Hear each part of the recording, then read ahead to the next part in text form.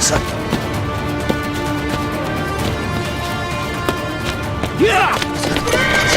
Kaçar! Kaçar gündüzüm! Atsız yetişemeyiz Bamsı Bey. Kızılçıyan. Kızılçıyan. Evlat, bu işte Sofya'nın parmağı vardır muhakkak. Saltuk'ta geldiğine göre obadan birilerinin de dahli vardır Bamsı Bey.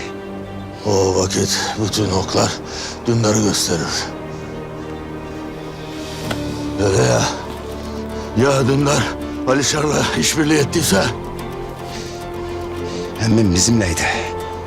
O yapmış olamaz. Evlat. Ya başka birinin yapması için yanımıza geldiyse? Onca istimdat, onca yürek ezikliği bunun içindeyse? Gündüzüm, obada da yardakçısı çoktur. Evlat, sakın kendini duygularına kaptırmayasın. Kaptırmayasın evlat. Bunu öğreneceğiz Bamsı Bey. Bunu öğreneceğiz. Şimdi dua edelim de Zorba ölmesin. Haydi.